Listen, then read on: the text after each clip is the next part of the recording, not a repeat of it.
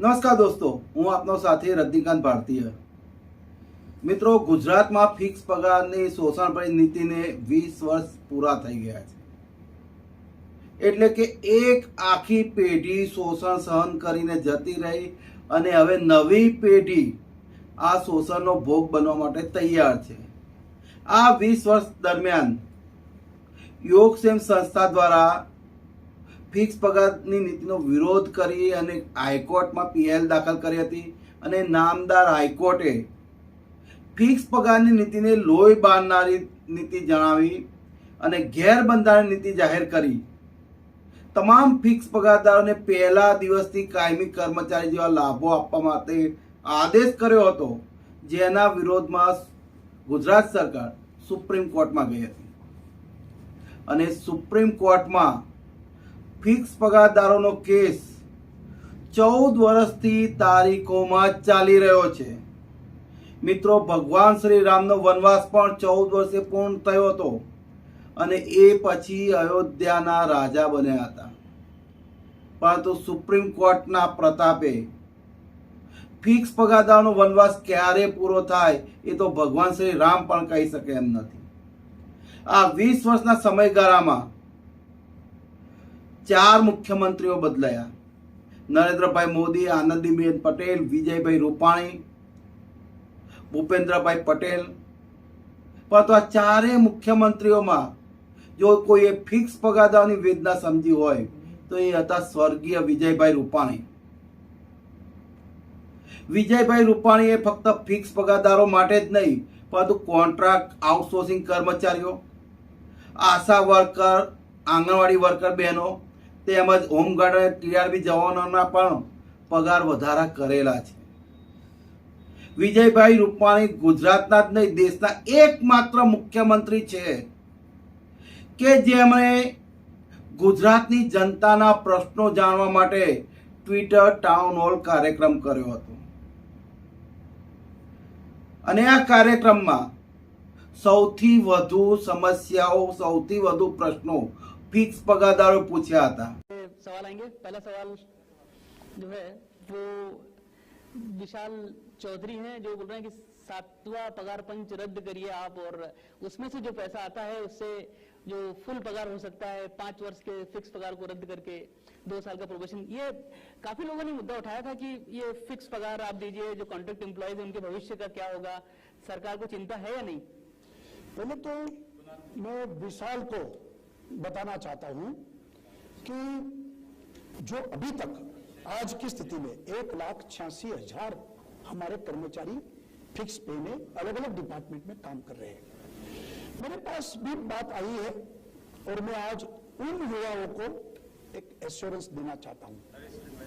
मैं उनको, क्योंकि ये सुप्रीम कोर्ट में मामला चल रहा है तो सब जुडिशियल है, इसलिए ज्यादा आज की इस कुर्सी से मैं नहीं कह सकता, लेकिन वो विश्वास रखे कि गवर्नमेंट उनके साथ सद्भावना से काम करना चाहती है. आने वाले दिन में 2 बात तो मेरे मन में आ रही है. एक कि 5 साल खत्म हो तो 6 महीना 7 महीने के बाद वो कंफर्म होते हैं.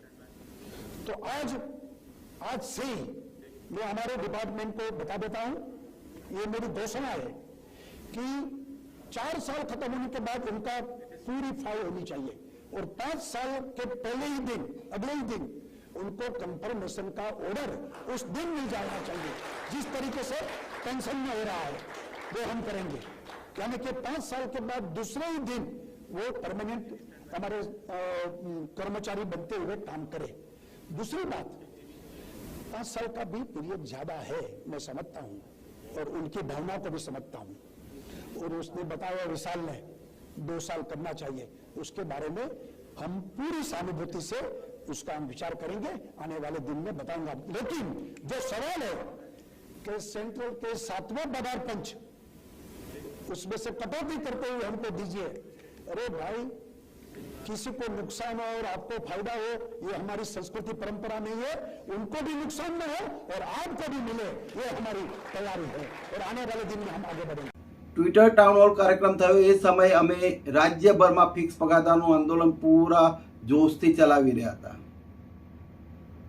જેના કારણે વિજયભાઈ રૂપાણીએ fix પગારદારોને paternity leave, maternity leave, જિલ્લા ફેરબદલી, એક્સિડન્ટ વીમો તેમજ પગારમાં 124% જેટલો વધારો કર્યો હતો, જેના કારણે ફિક્સ પગારદારનો પગાર કાયમી કર્મચારી સમકક્ષ થઈ ગયો હતો.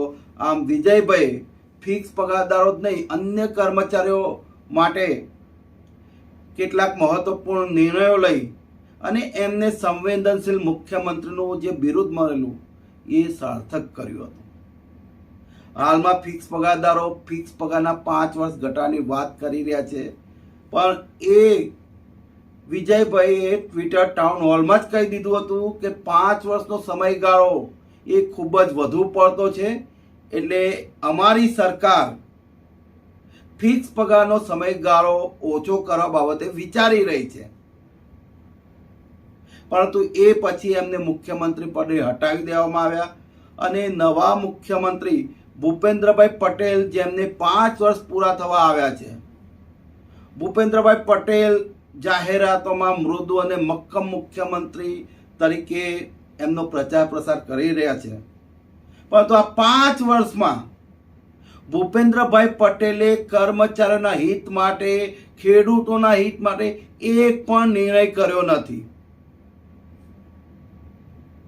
અને જેના કારણે 2027ની વિધાનસભામાં ભારતીય જનતા પાર્ટીની વિરુદ્ધમાં ફિક્સ પગારદાર, કોન્ટ્રાક્ટ કર્મચારી, આઉટસોર્સિંગ કર્મચારીઓ, આશા વર્કરો અને આંગણવાડી બહેનો મોટી સંખ્યામાં મતદાન કરે એવી પૂરેપૂરી સંભાવના છે.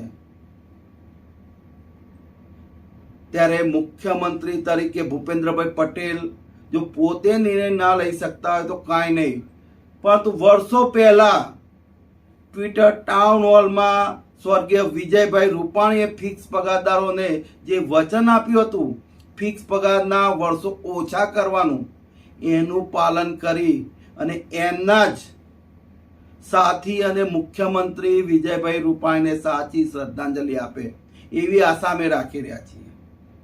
જય ભીમ, જય સંવિધાન, જય જોહાર.